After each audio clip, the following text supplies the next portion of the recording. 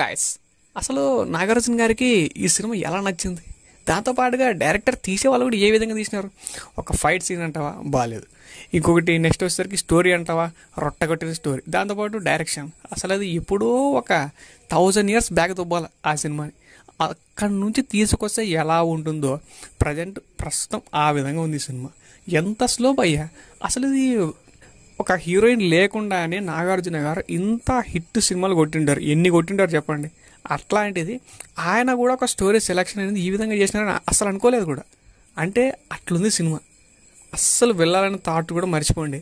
నిజంగానే అసలు దీంట్లో ఏమన్నా తెలుసుకునే విషయాలు ఏమన్నా ఉన్నాయబ్బా అంటే, ఇక యాజ్ యూజువల్గా నాగార్జున గారి ఆయన చేసిన యాక్టింగ్ తప్ప మిగిలింది మనం అసలు మెచ్చుకోదగ్గ ఒక్క పాయింట్ కూడా ఉండదు.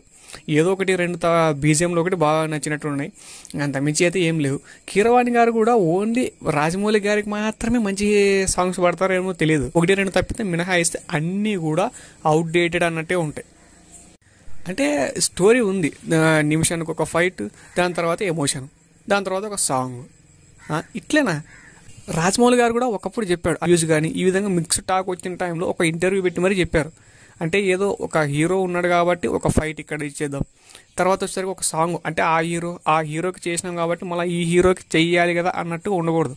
స్టోరీ డిమాండ్ చేస్తేనే చెయ్యాలి, అంతే తప్పితే మనం ఎక్స్పెరిమెంటల్గా చేయకూడదు. అది స్టోరీ ఎంత బాగున్నా సరే అది దాని తగ్గట్టుగా పర్ఫార్మెన్స్ కానీ డైరెక్షన్స్ కానీ సరిగా లేకపోతే పోతుంది అని చెప్పినారు.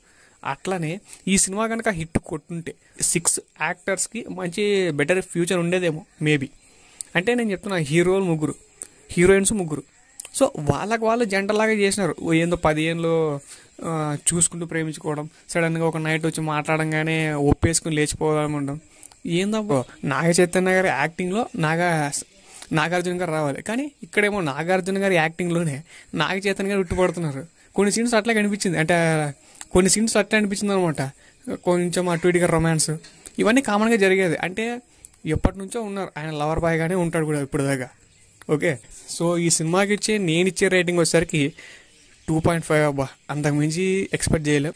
సో ఇక మీరు కనుక ఎవరైనా హనుమాన్ సినిమా చూడకుండా ఉంటే ఖచ్చితంగా వెళ్ళి చూడండి, చాలా బాగుంది. ఒక రివ్యూ నచ్చింటే కనుక లైక్ చేయండి, షేర్ చేయండి, సబ్స్క్రైబ్ కూడా చేసుకోండి. Thanks for watching. జై హింద్.